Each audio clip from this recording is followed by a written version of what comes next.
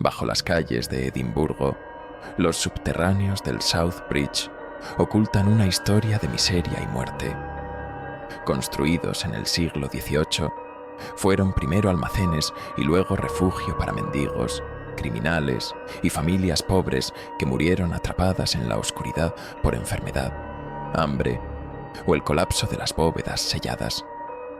Desde entonces, los visitantes han reportado apariciones inquietantes, risas infantiles en túneles vacíos, manos invisibles que los tocan y sombras diminutas que se mueven entre las grietas.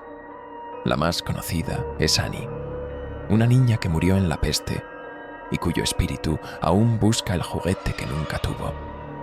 Hoy, los turistas dejan muñecas en su honor, pero quienes osan llevárselas afirman que algo los sigue, incluso después de salir de los túneles. La ciudad de Edimburgo duerme con los ojos entreabiertos. Bajo su cielo de piedra ennegrecida por el tiempo, las calles empedradas murmuran los ecos de un pasado que se niega a desaparecer. Aquí, la historia no se escribe en libros, sino en huesos ocultos bajo la superficie. Hay un latido en la ciudad, un latido sordo, enterrado bajo la piel de los edificios, donde la luz no llega. Es un corazón podrido, latiendo en la oscuridad de los túneles del South Bridge. Y a veces, solo a veces, quienes se aventuran demasiado cerca dicen escuchar su eco. En el siglo XVII, cuando Edimburgo se desbordaba de gente y de hambre, los comerciantes alzaron el South Bridge como un símbolo de progreso. Lo construyeron con 19 arcos, una obra de ingeniería majestuosa que prometía conectar la ciudad vieja con la nueva. Pero en lugar de dejar sus entrañas abiertas, sellaron los espacios entre los arcos con piedra, dando forma a esta un laberinto subterráneo de túneles y bóvedas. Un segundo Edimburgo nació en las sombras, más frío, más hambriento, más cruel. Por un tiempo, los túneles fueron almacenes, talleres de herreros y alfareros. Luego, la humedad reclamó las paredes y las ratas hicieron nidos en los rincones. Los comerciantes se fueron y los olvidados tomaron su lugar. Primero llegaron los mendigos, envueltos en harapos y toses húmedas. Luego, las prostitutas y los criminales, cuyos cuerpos sin nombre terminaban a menudo emparedados en habitaciones sin ventanas. Cuando las plagas descendieron sobre la ciudad, las familias pobres se refugiaron en la oscuridad, creyendo que en las bóvedas estarían a salvo. No lo estaban. El aire estaba envenenado. La peste viajaba entre los cuerpos, devorando niños en el sueño, reduciendo madres a susurros febriles. Cuando las autoridades declararon los túneles inhabitables, no se molestaron en sacar a todos. Algunas puertas fueron selladas con personas aún dentro. El tiempo pasó. Las historias se enterraron con los huesos, pero la ciudad no olvidó. Los rumores comenzaron con los obreros que trabajaban en las calles sobre el puente. Hablaban de un sonido extraño, un golpeteo que venía de abajo, como si algo o alguien siguiera atrapado. A veces eran sollozos débiles, a veces risas infantiles que flotaban en la brisa nocturna. Luego fueron los vigilantes nocturnos, los mendigos que dormían cerca del South Bridge. Algunos amanecían con arañazos en la piel, con marcas de manos diminutas en sus ropas. Otros desaparecían sin dejar rastro, y solo quedaba en su lugar un olor rancio, un hedor dulzón que no pertenecía a este mundo. Los más osados bajaban con linternas, convencidos de que los túneles eran solo ruinas viejas. Regresaban cambiados. Algunos no regresaban. Ahora, los túneles son una atracción turística, un espectáculo para los curiosos que pagan por adentrarse en la boca de la ciudad y sentir su aliento fétido en la nuca. Pero quienes conocen la historia saben que esto no es un simple recorrido. Algo permanece en la oscuridad, algo que nunca dejó de esperar. Las linternas parpadean en los pasillos estrechos. Las sombras parecen moverse cuando nadie las mira. En una de las bóvedas, en un rincón donde el aire es más frío y la piedra más oscura, los visitantes dejan juguetes, pequeños osos de peluche, muñecas con los ojos vacíos, carros de cuerda que a veces se mueven solos. No lo hacen por tradición, lo hacen por miedo, porque una vez una niña fue encontrada allí y aún llora en la oscuridad, buscando un juguete que nunca tuvo. El descenso comienza con una broma. El guía turístico, un hombre de rostro inexpresivo y voz monocorde, suelta la frase como quien recita una letanía gastada por el uso. Dicen que los niños aún juegan aquí abajo. Una pausa apenas perceptible. Luego, una sonrisa sin humor. Pero no se preocupen, la mayoría de ellos son inofensivos. Algunos turistas ríen, pero el eco de sus propias voces muere demasiado rápido en la humedad del túnel. El aire aquí es distinto, más denso, como si los pulmones tuvieran que esforzarse más para extraer el oxígeno de la penumbra. La piedra de las bóvedas absorbe la luz de las linternas en lugar de reflejarla. Las sombras no son sombras. Son manchas de negrura que parecen palpitar en las paredes, devorando cada destello con un hambre silenciosa. El grupo avanza con pasos cautelosos, como si instintivamente comprendieran que el suelo bajo sus pies no es solo piedra, sino la lápida de un cementerio sin nombre. Aquí, generaciones enteras vivieron y murieron en la oscuridad, exhalando su último aliento en habitaciones sin ventanas, en corredores donde la humedad resbalaba por los muros como el sudor de un cuerpo febril. Aquí, los gemidos de los moribundos se diluían en la piedra y se convertían en parte de la estructura misma. No hay aire en estos túneles que no haya pasado por los pulmones de los muertos. La humedad se siente como dedos invisibles recorriendo la piel. Una gota cae desde el techo y golpea el hombro de una mujer del grupo. Se estremece, llevándose la mano al cuello, pero al mirar hacia arriba solo encuentra oscuridad. Nadie menciona que las bóvedas de South Bridge han estado selladas durante siglos. No hay agua corriendo aquí. Nada gotea, salvo el sudor y la sangre de tiempos pasados. Alguien murmura que el ambiente es opresivo, como si la propia piedra exudara un peso invisible que aplasta el pecho y hace que el corazón lata con un ritmo incómodo, ansioso. Un hombre en la parte trasera del grupo intenta encender un cigarrillo, pero la llama de su encendedor parpadea, indecisa, y se apaga antes de que el fuego toque el tabaco. Maldice en voz baja. Otro turista mira su teléfono, sin señal. Pero eso era de esperarse. Aquí abajo, la ciudad desaparece. No hay tiempo, no hay afuera, solo las entrañas de Edimburgo, palpitantes y vivas, envolviendo a los intrusos en su abrazo sofocante. El guía se detiene frente a una puerta de hierro parcialmente corroída. Detrás de ella, el pasillo se extiende en una negrura absoluta, como la garganta abierta de una criatura hambrienta. Aquí es donde han ocurrido la mayoría de los avistamientos, dice con calma, como si estuviera anunciando la oferta de la semana en una tienda de antigüedades. Los visitantes dicen escuchar risas, pasos. A veces hasta sienten que los tocan. Los murmullos se intensifican. Algunos intercambian miradas nerviosas. Un joven, evidentemente escéptico, resopla. «Puras tonterías», dice en voz baja, pero nadie le responde. Hay algo en el silencio de estos túneles que hace que las palabras se sientan irrelevantes, incluso peligrosas. La luz de las linternas danza sobre la piedra húmeda.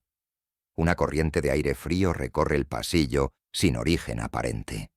Algunos se estremecen. La mujer que antes sintió la gota en el hombro se frota los brazos con inquietud. «No hace frío aquí abajo, ¿verdad?», murmura, pero el guía no responde. En el silencio tenso, un sonido emerge de la oscuridad, suave, infantil, apenas más que un susurro, una risa. ahogada, breve, como si algo, o alguien, se estuviera escondiendo, jugando a un juego del que los turistas aún no conocen las reglas. El escéptico frunce el ceño, apuntando su linterna al pasillo. Debe ser una filtración de sonido desde la calle, dice, aunque su voz suena menos firme que antes. El guía no lo contradice, pero tampoco asiente. Las bóvedas guardan sus propios secretos. Un par de turistas han comenzado a retroceder sutilmente, buscando instintivamente la salida, pero el guía, impasible, comienza su relato. Hay algo en su tono pausado, en la forma en que sus palabras resuenan en las bóvedas, que hace que nadie se atreva a interrumpirlo. En la década de 1990, una médium japonesa llamada Aiko Gibo vino aquí en una expedición paranormal. En una de estas habitaciones sintió una presencia intensa, algo que la observaba. Cerró los ojos y vio la imagen de una niña, de unos 5 o 6 años, con el rostro surcado por la suciedad y la tristeza. Los turistas escuchan en un silencio tenso. La niña se llamaba Annie. Se perdió aquí abajo, cuando su familia murió de peste. Nadie la ayudó. Nadie la buscó. Murió de hambre, de frío, con el estómago vacío y el cuerpo cubierto de fiebre. Pero su espíritu permaneció. Un crujido sordo resuena en el pasillo. Algunos giran la cabeza bruscamente, tratando de identificar el origen del ruido, pero no hay nada. Solo piedra, solo sombras. El último deseo de Annie, continúa el guía, era tener un juguete, algo que nunca tuvo en vida. Desde entonces, la gente ha dejado muñecas y osos de peluche en esta bóveda. Las linternas iluminan la puerta entreabierta de una de las habitaciones laterales. Dentro, se vislumbra una pequeña pila de juguetes, acumulados a lo largo de los años. Son viejos, cubiertos de polvo, sus ojos de vidrio reflejando la luz de una forma extraña, inquietante. Dicen que si tomas uno sin permiso, ocurren cosas extrañas. El escepticismo en el rostro del joven arrogante se transforma en una sonrisa burlona. Sin pensarlo demasiado, da un paso adelante y recoge una muñeca de trapo con una expresión grotesca cosida en su rostro de tela. «Por favor, no», comienza a decir el guía, pero ya es tarde. Un sollozo, débil, lejano, pero inconfundible. Una niña llora en la oscuridad, y ahora ya no están solos. El aire en los túneles cambia. No es algo tangible, pero se siente en la piel, en la forma en que la humedad se adhiere con una pegajosidad enfermiza, en la manera en que cada exhalación se dispersa con lentitud, como si la atmósfera estuviera más densa, más pesada. No es frío, no exactamente, pero hay una sensación de vacío, un hueco en la temperatura, como si algo invisible absorbiera el calor en ciertos rincones, en ciertos momentos. La luz de las linternas se siente más débil, más inconsistente, como si se disolviera antes de tocar las paredes, como si la oscuridad tuviera sustancia propia y se resistiera a ser perforada. El grupo sigue avanzando, pero hay una grieta en la cohesión. No es evidente al principio, solo un detalle sutil. La distancia entre las personas se vuelve más pronunciada. Los pasos ya no están en sincronía. Algunos parecen rezagarse sin darse cuenta. Hay un murmullo, no de voces humanas, sino del ambiente mismo. Un leve zumbido que vibra en los huesos y en los oídos. Algo que se asemeja a un susurro sordo, ininteligible. No es viento, porque no hay corrientes aquí abajo. No es agua, porque estas bóvedas han estado selladas durante siglos. Es otra cosa, algo que vibra desde la propia piedra. El joven que tomó la muñeca camina con una sonrisa torcida en el rostro, con el juguete sucio apretado en una mano, como si todavía se sintiera dueño de la situación como si creyera que nada ha cambiado. No se da cuenta de que el grupo ha avanzado sin él, que el tenue sonido de los pasos de los demás se ha debilitado. Cuando levanta la vista, descubre que los túneles parecen más largos de lo que recordaba, que la distancia entre él y los demás es mayor de lo que debería ser. No se detiene de inmediato, no lo considera importante todavía, solo un detalle menor, un efecto de la luz oscilante.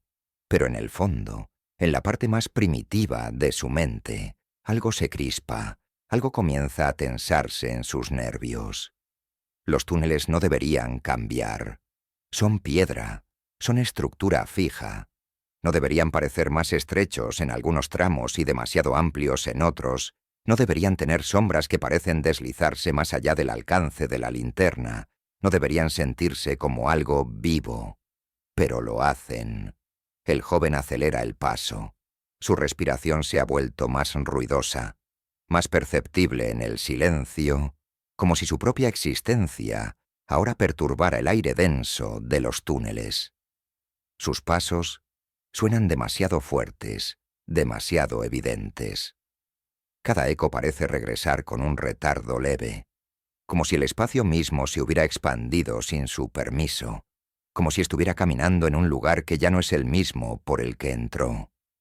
Hay un sonido en la lejanía, no el eco de sus propios pasos, sino algo más pequeño, algo más liviano, algo que se mueve en los bordes de su percepción, demasiado rápido para ser identificado, demasiado sutil para ser ignorado. No debería estar solo aquí abajo. El grupo no podría haber desaparecido de su vista tan rápido. Pero el silencio es abrumador, como si el túnel mismo hubiera absorbido todo sonido excepto el suyo. Un susurro. No palabras, no una voz que pueda identificar. Es apenas un roce en los oídos, un sonido suave, casi delicado, como el roce de pies descalzos sobre piedra húmeda. Algo pequeño, algo que se mueve sin prisas, algo que lo sigue, se detiene. Su respiración es lo único que se oye ahora, entrecortada, irregular. La linterna en su mano tiembla ligeramente, pero no se da cuenta. El pasillo ante él parece demasiado largo, demasiado oscuro, como si la salida se hubiera desplazado a kilómetros de distancia. Sus ojos recorren las paredes de piedra y, por un instante, solo un instante, cree ver algo moverse en el límite de la visión, un cambio en la sombra, un pliegue en la negrura. Pero cuando parpadea, no hay nada.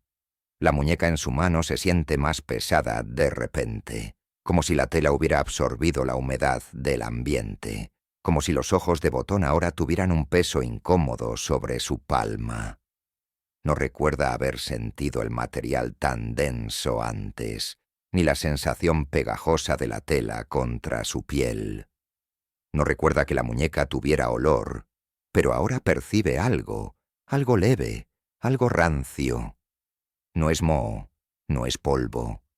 Es algo más dulce, más penetrante, un aroma que se desliza en sus fosas nasales y se adhiere a su garganta como un veneno invisible.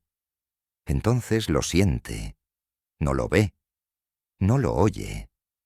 Pero lo siente. No es un toque directo. No es una mano visible. Es una presión en el aire, un leve empuje contra su piel, una sensación de proximidad absoluta, como cuando alguien está justo detrás de ti, lo suficientemente cerca para percibir su presencia sin necesidad de mirarlo. Es un hormigueo en la espalda, un escalofrío que comienza en la base del cráneo y serpentea por la columna vertebral. Se giran de golpe. Nada, solo la oscuridad. Pero el aire está más frío ahora.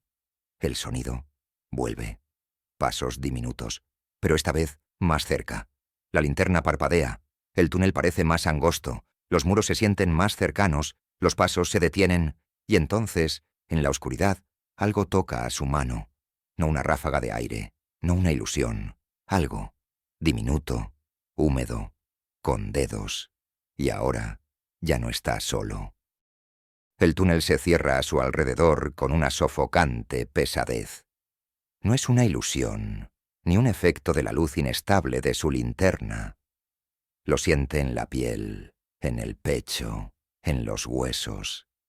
El aire es más denso, más opaco, como si hubiera entrado en un espacio donde la realidad se retuerce en los márgenes de su percepción.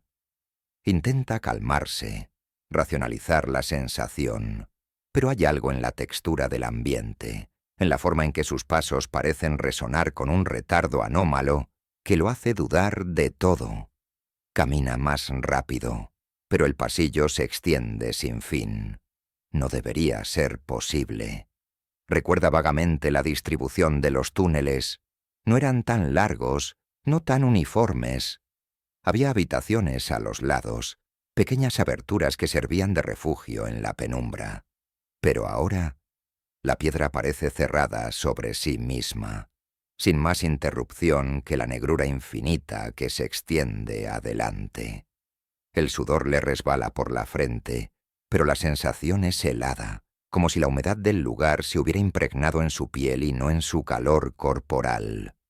Respira con dificultad, aunque no sabe si es por el miedo o por algo más. Se siente observado, no en el sentido figurativo, sino con una presencia tangible, con una fuerza que lo roza desde el borde de su visión, sin necesidad de manifestarse por completo. El suelo parece más blando, aunque sabe que sigue pisando piedra. Es una sensación errónea, un desajuste entre lo que siente y lo que debería ser real. Levanta la linterna y la luz titubea como una llama agonizante, incapaz de disipar la negrura que lo rodea. Cada sombra es más densa, más tangible, como si la oscuridad hubiera adquirido peso. Piensa en el grupo, en cómo debió perderse de ellos. ¿Cuánto tiempo ha pasado? Minutos, tal vez, o quizá más. Su sentido del tiempo ha sido alterado, distorsionado por la atmósfera que lo rodea. Camina con paso más firme, tratando de convencerse de que lo que está sintiendo es solo un efecto psicológico. Pero el sonido sigue ahí. Es sutil, un murmullo apenas perceptible en la distancia. No es viento, porque aquí abajo no hay corrientes de aire. No es agua, porque el suelo sigue seco. Son voces, aunque no puede distinguir palabras. Sonidos sin dueño, desplazándose en la negrura, desplazándose a su alrededor. Se obliga a seguir adelante. No puede detenerse, no quiere detenerse. Pero la opresión del espacio lo está desgastando. La claustrofobia comienza a filtrarse en su mente, la certeza de que el túnel ya no es el mismo que era antes, de que cada paso lo está alejando de la salida, de la realidad, de cualquier punto de referencia lógico. Las paredes parecen más estrechas. No es un truco de la mente, no es paranoia. Sus hombros casi rozan la piedra húmeda a los lados, cuando recuerda claramente que el túnel era más ancho. La luz de la linterna parpadea con más frecuencia. El eco de sus pasos se distorsiona. Ya no suena como si estuviera caminando solo. Hay otro sonido. Un golpe seco, contenido, como si algo pesado hubiera caído en la distancia. Se detiene, el corazón palpitándole en la garganta. Su mente intenta encontrar una explicación racional, pero la tensión en el ambiente hace que su razonamiento se desmorone con facilidad. El túnel sigue, sigue y sigue. Levanta la linterna hacia las paredes y el suelo. Algo está mal. No es la piedra en sí misma, es lo que hay en ella. Marcas, arañazos, pequeños, erráticos. Dedos diminutos que han rasgado la roca con desesperación, con furia. Manchas oscuras entre las grietas. No sabe si es humedad o algo más. Se niega a pensarlo. El olor cambia. Ya no es el moho rancio del encierro, ni la humedad mineral de la piedra antigua. Es algo más denso, más dulce, más putrefacto. Un aroma que se adhiere a la garganta, que se filtra en la nariz y se queda atrapado en los pulmones. La luz de la linterna parpadea una vez más, y en esa fracción de segundo, En el instante en que la oscuridad lo cubre completamente, siente algo junto a él. No un roce físico, no un contacto tangible. Es la densidad del aire, el peso de algo que está ahí, pero que se niega a ser visto. Sigue caminando, pero su cuerpo ya no responde con la misma rapidez. Sus piernas están rígidas, cada músculo tenso por una alerta primitiva que su mente trata de ignorar. Respira más rápido. Quiere correr. Quiere girarse y regresar por donde vino.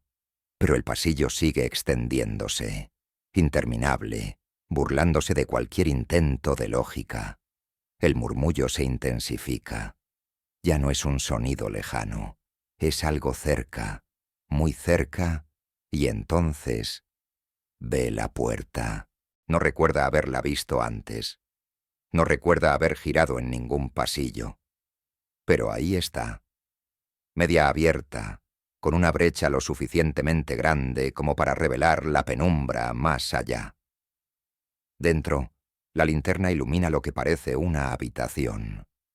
Pero no es el espacio en sí lo que lo detiene, sino lo que hay dentro. Muñecas, decenas de ellas. Algunas viejas, otras recientes, con polvo acumulado en sus rostros de porcelana y tela. Sus ojos reflejan la luz de manera extraña, fija, intensa, como si observaran con una atención antinatural. Algunas han sido colocadas contra la pared, otras están dispersas en el suelo, en posiciones que parecen demasiado deliberadas, demasiado humanas. Un frío helado le sube por la espalda. No quiere entrar, no quiere acercarse. Pero sus pies se mueven por cuenta propia, guiados por algo más. Un sonido corta el silencio. Una risa. Pero ya no suena infantil. Ya no suena humana. El aire de los túneles pesa sobre sus pulmones, como si el mundo se hubiera vuelto líquido, espeso, imposible de respirar sin sentir que algo se filtra en su interior. Sus pies avanzan con una lentitud desesperante, como si el suelo se hubiera vuelto más denso, como si la piedra estuviera tratando de retenerlo en su abrazo sofocante. Todo está en silencio ahora, pero no es un silencio normal, no es la ausencia de sonido, sino la presencia de algo que está conteniendo el ruido, absorbiéndolo, devorándolo. No hay eco, no hay vibración, no hay más sonido que su propia respiración, que se ha vuelto errática y entrecortada, forzada a atravesar el aire rancio que lo envuelve como una mortaja. Las muñecas en la habitación lo observan. No es paranoia, no es sugestión. Hay algo en la forma en que han sido dispuestas, en la manera en que sus cuerpos de trapo y porcelana han sido colocados con precisión quirúrgica, como si cada una de ellas estuviera en un lugar exacto por una razón. Algunas están alineadas contra la pared con los rostros vueltos hacia él, sus ojos de vidrio reflejando la luz de su linterna con un brillo frío, desprovisto de vida. Otras están esparcidas en el suelo, torcidas en posiciones grotescas, sus extremidades de tela dobladas en ángulos incorrectos, como si hubieran sido arrojadas o manipuladas con descuido por manos invisibles. Pero lo peor es el sonido. Un sonido que no debería estar ahí, un leve crujido en la penumbra, un roce apenas perceptible, como si algo estuviera moviéndose entre los juguetes, como si algo estuviera acomodándolos de nuevo en su sitio. Da un paso atrás. Su pie tropieza con el borde de la puerta, pero no se atreve a mirar detrás de él.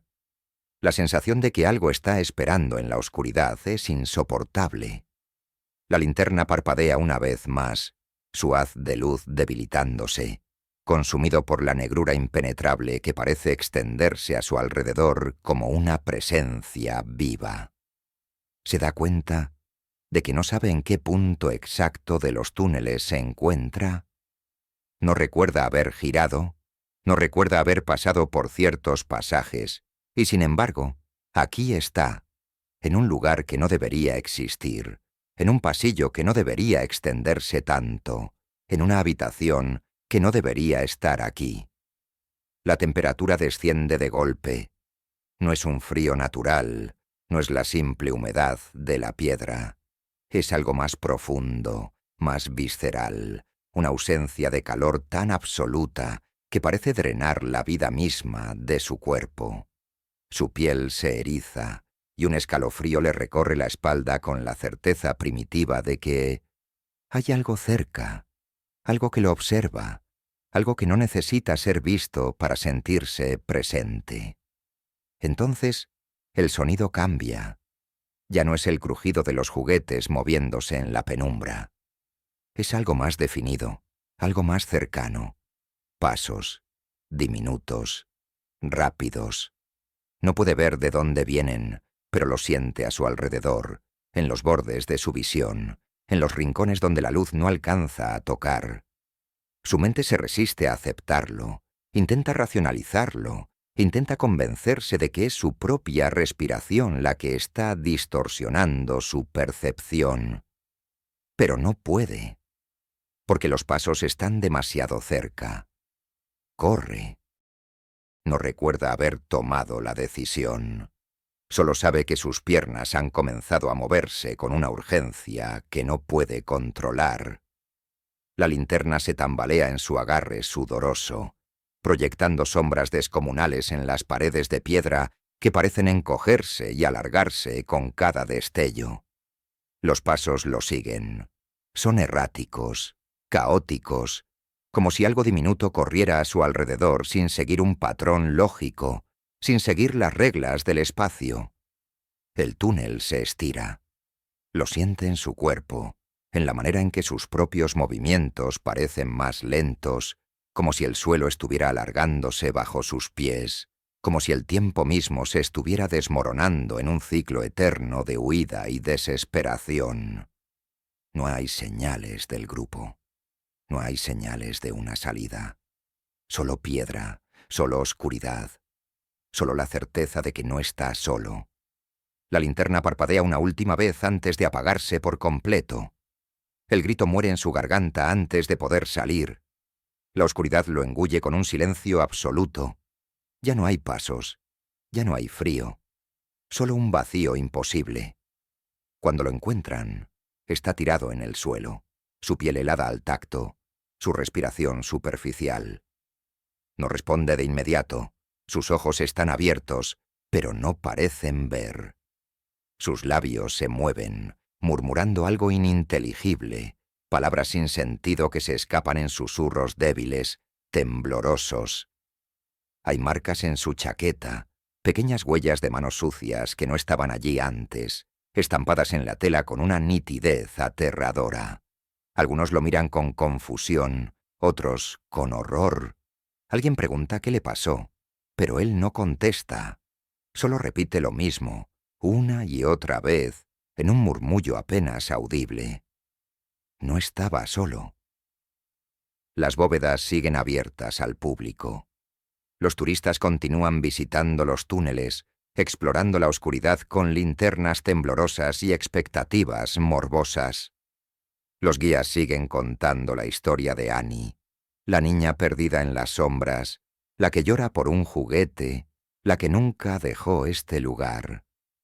Y en la habitación donde se acumulan las muñecas y los ositos de peluche, donde las sombras son más densas y el aire es más frío, algunos aseguran haber escuchado risas. No las risas alegres de niños jugando. Nombres son susurros disfrazados de risa. Son ecos de algo que nunca se fue. Y si escuchas atentamente, si te quedas en la oscuridad el tiempo suficiente, tal vez también sientas la presión de unos dedos diminutos aferrándose a tu mano.